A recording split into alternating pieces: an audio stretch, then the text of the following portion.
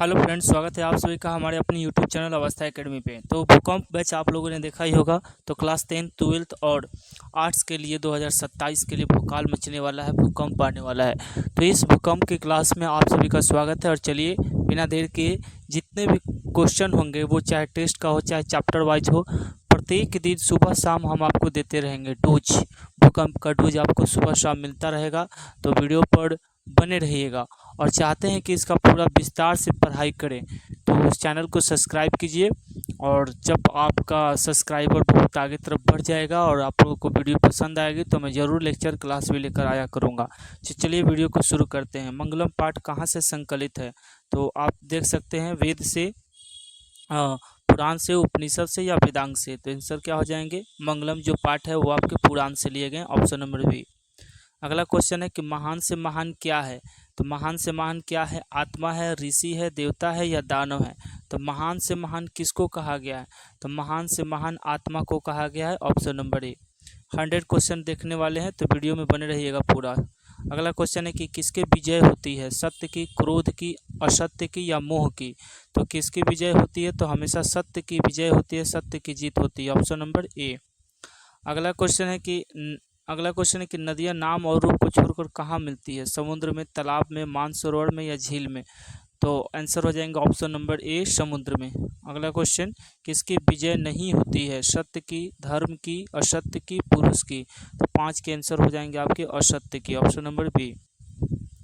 अगला है कि सोने के पात्र से किसका मुख ढका हुआ है? सत्य का, घर का, असत्य का या पुरुष का? तो सोने के पात्र से जिसका मुख ढका हुआ है वो आंसर हो जाएंगे ऑप्शन नंबर ए, सत्य का। अगला, अणो अणियान महतो महियान, ये जो मंत्र है वो कहाँ से लिया गया है? मुंडकोपनिषद, श्वेताश्वतर उपनिषद, कठोपनिषद, ईशावास्यदेव उपनिषद। इसमें 5 मंत्र है और पांचों मंत्र कहीं ना कहीं से लिए गए हैं, ठीक है, मंगलम पाठ में। तो 7 के आंसर हो जाएंगे आपके Kathopanishad, option number B is the right answer. Next question देखेंगे, यथा नद्य संयंदमाना मंत्र किस उपनिषद से लिया गया है? कठोपनिषद, मुंडकोपनिषद, ईशावास्य उपनिषद या बृहदारण्यक उपनिषद? तो इसके आंसर हो जाएंगे Mundakopanishad, option number B is the right answer. देवलोक का मार्ग किससे प्रशस्त होता है? ठीक है, सत्य से, असत्य से, मोह से या त्याग से? तो देवलोक का रास्ता जो प्रसिद्ध होता है वो सत्य से होता है, option number A is the right answer. आत्मा के गुण रहस्य की व्याख्या किस में है? कठोपनिषद में है, ईशावास्य उपनिषद में है, श्वेताश्वतर उपनिषद में है या मुंडकोपनिषद में है? तो 10 के आंसर हो जाएंगे ऑप्शन नंबर ए, कठोपनिषद में है। ठीक है, सब पीबीआई क्वेश्चन है, 100 क्वेश्चन आपको करा रहा हूँ, चैप्टर 1 to 6 है ना। 1 to 6 अलग अलग चैप्टर वाइज का भी ऑब्जेक्टिव मैं दे दूंगा।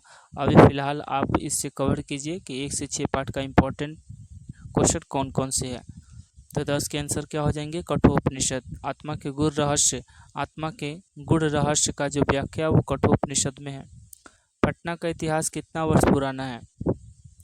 2500, 1500, 2000 या 1000? तो 2500 हो जाएंगे, ऑप्शन नंबर ए। कूटनीतिक काव्य के कवि कौन है? कूटनीतिक काव्य, राजशेखर, दामोदर गुप्त, कालिदास, विशाखदत्त। तो कूटनीतिक काव्य के लेखक जो हो जाएंगे ऑप्शन नंबर बी, दामोदर गुप्त। कूटनीतिक काव्य के लिखा है दामोदर गुप्त। अगला देखेंगे तो क्वेश्चन आता है एक आपका रघुवंश काव्य, किसका? रघुवंश काव्य का याद रखेंगे। रघुवंश काव्य की रचना किसने की? तो की थी कालिदास ने। ठीक, किसने की थी? कालिदास ने। और देखेंगे विशाखदत्त किस पुस्तक की रचना की? तो विशाखदत्त जो पुस्तक की रचना की वो है मुद्रा राक्षस। कौन सा है? मुद्रा राक्षस। ठीक है, मुद्रा राक्षस विशाखदत्त। अब बात करेंगे कि राजशेखर ने कौन सी पुस्तक लिखी थी, है ना। कूटनीतिक काव्य तो दामोदर गुप्त, राजशेखर कौन से थे? काव्य मीमांसा, याद रखेंगे। इनके जो बुक का नाम है वो बुक का नाम है काव्य मीमांसा। काव्य मीमांसा याद रखेंगे। तो सबका मैंने बता दिया। अगला क्वेश्चन देखते हैं। तो कूटनीतिक काव्य के लेखक कौन हो जाएंगे? दामोदर गुप्त। अगला क्वेश्चन है कि यूनान का राजदूत कौन था? Phyan, Megasthenes, ह्वेनसंग, Itsing. तो यूनान का जो राजदूत था वो मेगास्थनीज था, जो कि चंद्रगुप्त मौर्य के दरबार में आया था, याद रखेंगे। राजशेखर की रचना भी बताएं। राजशेखर की रचना कौन सी है? काव्य मीमांसा, मुद्रा राक्षस, कूटनीति, काव्य यात्रा, संस्मरण। तो 14 के आंसर हो जाएंगे काव्य मीमांसा। Option number A is the right answer. अगला, कौमुदी महोत्सव किस ऋतु में मनाया जाता था? बसंत ऋतु, ग्रीष्म ऋतु, वर्षा ऋतु, शरद ऋतु। तो 15 के आंसर हो जाएंगे आपके शरद ऋतु। Option number D. गुप्त वंश के शासनकाल में, याद रखेंगे, आ ही गया क्वेश्चन। कौमुदी महोत्सव किसके शासनकाल में मनाया जाता था? तो ये मनाया जाता था आपके गुप्त वंश के शासनकाल में। पटना का पुराना नाम क्या है? पटना का पुराना नाम क्या है ये आपको बताना है। तो ऑप्शन देख लीजिए। पटना का पुराना नाम ऑप्शन है पुष्पपुर, पुष्पपुर, पटना, पाटलिपुत्र, अजीमाबाद। ठीक है, चलिए, तो 17 का आंसर क्या हो जाएंगे? पटना का पुराना नाम सब है, याद रखना। एगो तो पहले पटना का पुराना पटना तो होगा नहीं, पुष्पपुर भी है, पाटलिपुत्र भी है, अजीमाबाद भी है, लेकिन पटना का सबसे पुराना नाम दीजिएगा तो पाटलिपुत्र दीजिएगा। ठीक है, अगला क्वेश्चन देखेंगे। अगला क्वेश्चन है कि काव्य मीमांसा के लेखक कौन है? अभी क्वेश्चन है दामोदरगुप्त, राजशेखर, चाणक्य या भास। तो काव्य मीमांसा के लेखक कौन है? राजशेखर है, याद रखेंगे। अगला क्वेश्चन 19 नंबर देखेंगे। पाटलिपुत्र वैभव में किस शहर का वर्णन है? भागलपुर या पटना या इलाहाबाद या कोलकाता। तो याद रखेंगे, पटना तो पता ही होगा आपको। पटना के उत्तर दिशा में कौन सी नदी बहती है? कोसी, सोन, गंगा या पुनपुन। तो 20 के आंसर हो जाएंगे आपके गंगा। ऑप्शन नंबर ए। अगला क्वेश्चन देखेंगे 21 नंबर। चलिए, 21 नंबर क्वेश्चन लगा रहे हैं, आप बने रहिएगा वीडियो के लास्ट तक।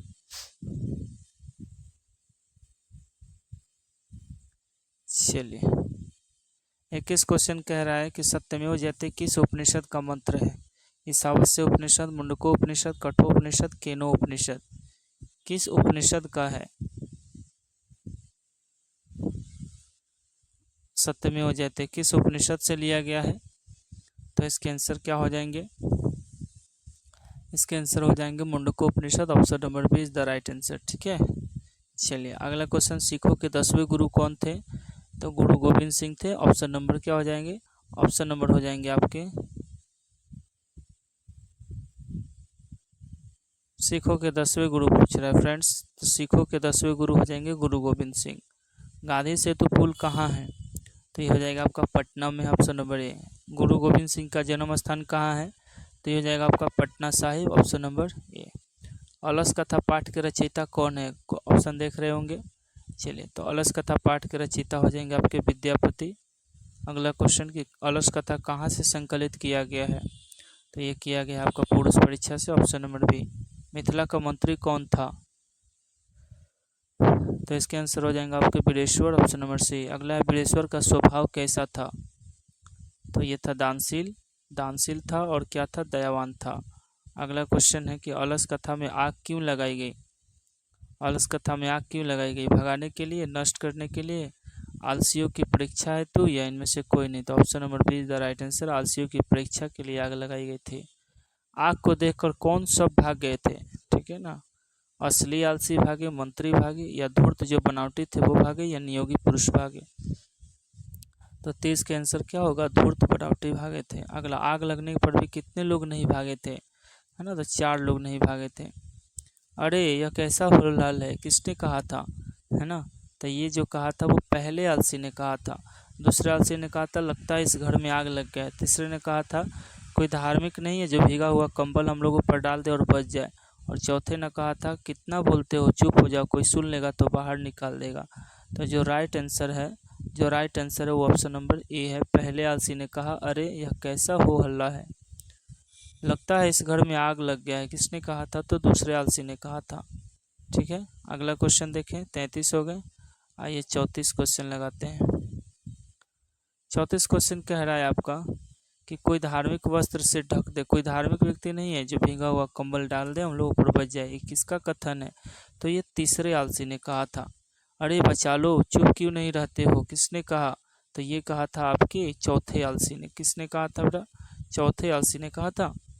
आगे, आलसियों को बाहर कैसे निकाला गया? अच्छा, हाथ पकड़कर, केस पकड़कर, पैर पकड़कर, धक्का देकर। तो चारों आलसी जो आग लगाए हुए घर में सोए रह गए उन्हें केस पकड़कर लास्ट में निकाला गया था। आलसियों का रक्षक या गति कौन होता है बताइए? आलसियों का रक्षक जो होता है वो दयावान, बच्चों का रक्षक माता होती है और स्त्रियों का रक्षक उसका पति होता है। ठीक है, आलसियों का रक्षक या गति कौन होता है, तो होता है दयावान पुरुष, ऑप्शन नंबर ए। बच्चों की रक्षक कौन होती है, तो एब्सोल्युटली माता होती है। ऑप्शन नंबर क्या हो जाएगा, ऑप्शन नंबर बी। स्त्रियों की गति कौन होता है, स्त्रियों की गति उसका पति होता है। और ना 39 के इसके अकॉर्डिंग, बुक के अकॉर्डिंग 39 का आंसर जो होगा वो पति होगा। संस्कृत साहित्य लेखिका में किसके महत्व का वर्णन है, पुरुषों का, बच्चों का, दानवों का या महिलाओं का। द लेखिका का अर्थ हुआ महिलाओं। समाज की गाड़ी किसके द्वारा चलती है, पुरुष दोनों, नारियों से, बच्चों से, यानी पुरुष से भी नारियों से भी, यही दोनों से, यानी इसका दोनों से, पुरुष नारी, तो ऑप्शन नंबर सी दोनों से चलते हैं। आधुनिक काल की प्रसिद्ध लेखिका कौन है, पंडिता छमाराव, वनमाला भावलकर, मिथिलेश कुमारी मिश्र, पुष्पा दीक्षित। तो 42 के आंसर हो जाएंगे Pandita Kshamarao, option number A is the right answer.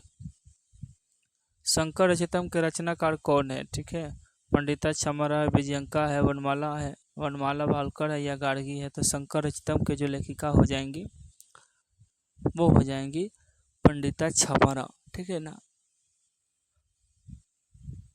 अगला क्वेश्चन है कि ऋग्वेद में कितनी ऋषिकाओं का वर्णन है, तो 44 के आंसर हो जाएंगे। ऋग्वेद में 24, चतुर्विंशति याद रखेंगे 24।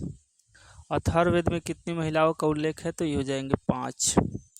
याज्ञवल्क्य की पत्नी कौन थी, बार बार पूछता है, याज्ञवल्क्य की पत्नी, तो इसका आंसर हो जाएगा याज्ञवल्क्य की पत्नी जो थी वो मैत्रेयी थी।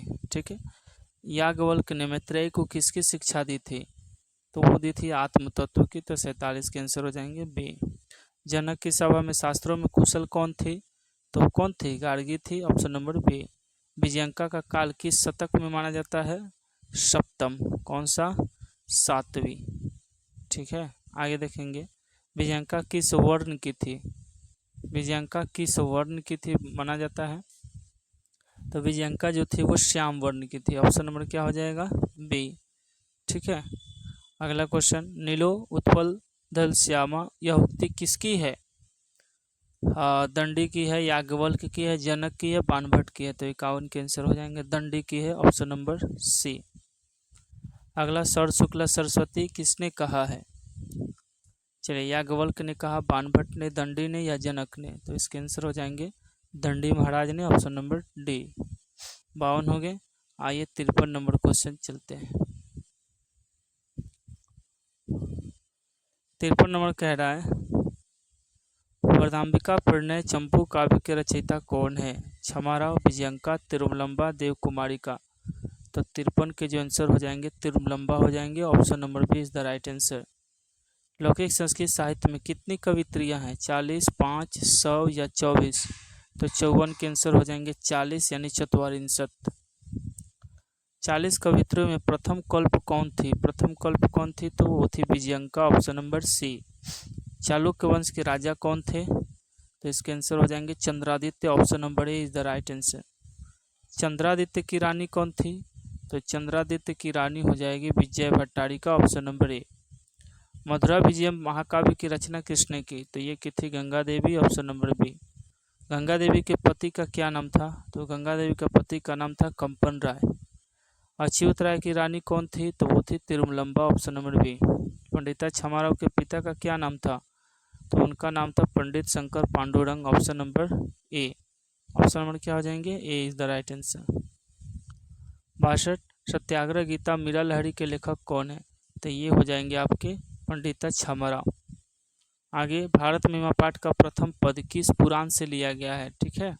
ऑप्शन है विष्णु पुराण, भागवत पुराण, तो गरुड़ पुराण, नारद पुराण। तो आंसर हो जाएगा विष्णु पुराण, ऑप्शन नंबर ए। भारत महिमा का द्वितीय जो पद है वो किस पुराण से संकलित है, विष्णु या भागवत। तो 64 के आंसर हो जाएंगे आपके, है ना, Bhagavata Purana, option number B is the right answer. किसकी महिमा सर्वत्र जगह गाई गई है, भारत की, पताल की, लंका की, देवलोक की। तो 65 के आंसर हो जाएंगे भारत की। देवगण किसका गुणगान करते हैं, भारत का, अमेरिका का, पाकिस्तान का, श्रीलंका का। तो भारत का गुणगान करते हैं, ऑप्शन नंबर ए। 66 हो गए। आइए क्वेश्चन 67 देखते हैं।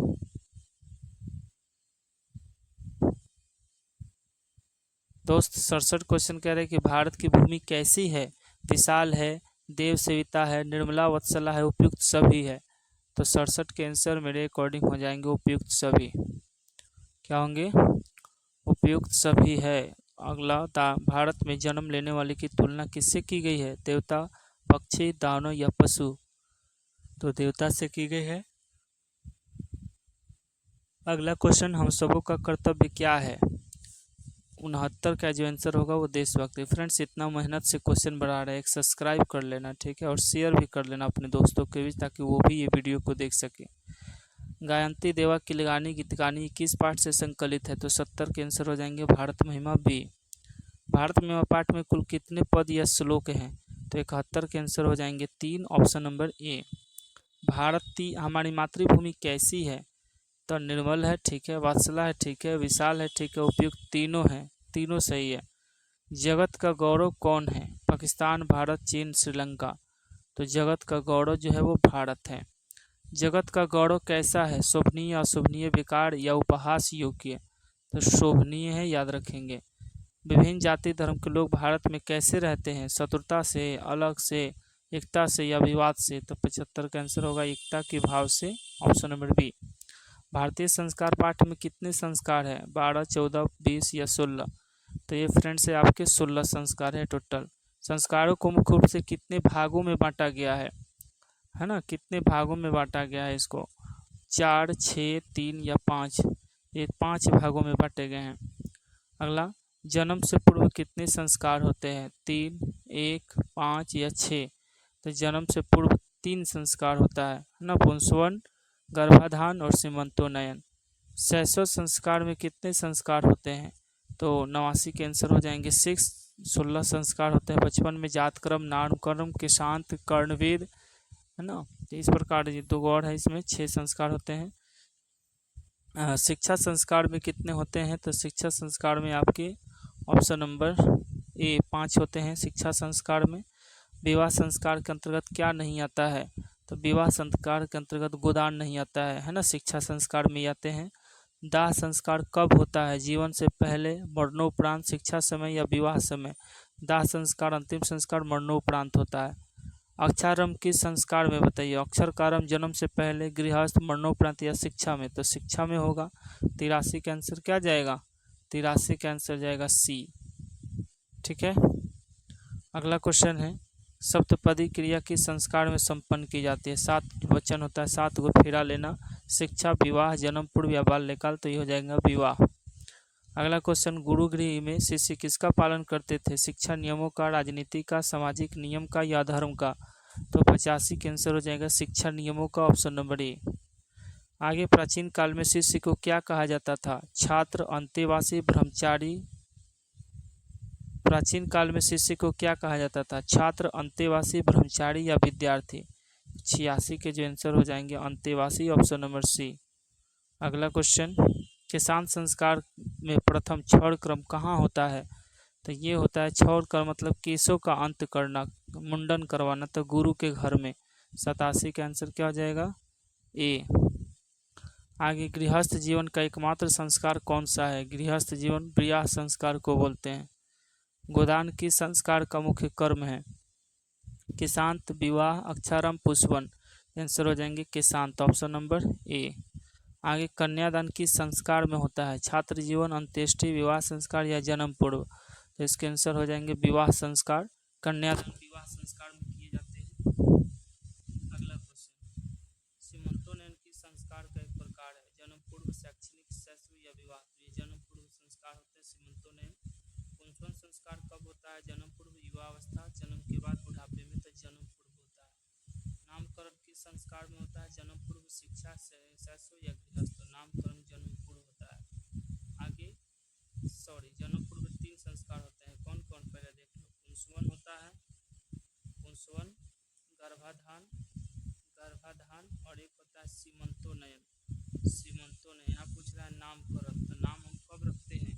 शैशव अवस्था में, जब बच्चा शिशु होता है, तो इसका आंसर बी जाएगा। आगे, मनुष्य गृहस्थ जीवन में कब प्रवेश करता है? जब वो विवाह करता है, तो विवाह संस्कार इज द राइट आंसर। विवाह संस्कार इज द राइट आंसर। भारतीय संस्कृति का परिचय किससे मिलता है? तो भारतीय संस्कृति का जो परिचय मिलता है वो संस्कारों से मिलता है। ऑप्शन नंबर क्या हो जाएगा? Option number C is the right answer. बस 5 क्वेश्चन और है। कौन शब्द सीमित रूप से व्यंग रूप में प्रयोग होता है? संस्कृति, संस्कार, ज्ञान, विकृति। आंसर हो जाएगा संस्कार इज द राइट आंसर। आगे, जात कर्म नामकरण किसके संस्कार होते हैं? शिष्य, स्वजन्म, शिक्षा, मरणोपरांत। 97 का आंसर हो जाएगा शैशव संस्कार, ऑप्शन नंबर ए। सिंदूरदान किस संस्कार के अंतर्गत आता है? तो ये आता है विवाह संस्कार के अंतर्गत। गुरुगृह से गृहस्थ जीवन में प्रवेश करने का संस्कार क्या है? तो ये प्रवेश करने का संस्कार क्या है? तो ये आपका है ऑप्शन नंबर बी, समापवर्तन। ठीक है। लास्ट क्वेश्चन है, उपनिषदों की संख्या कितनी होती है? 105, 12, 8, 20। तो 108 हो जाएगा। दोस्तों बहुत मेहनत लगा वीडियो को बनाने में, लाइक कर लेना, एक सब्सक्राइब भी कर लेना। मिलते हैं नेक्स्ट टॉपिक के साथ। जय हिंद।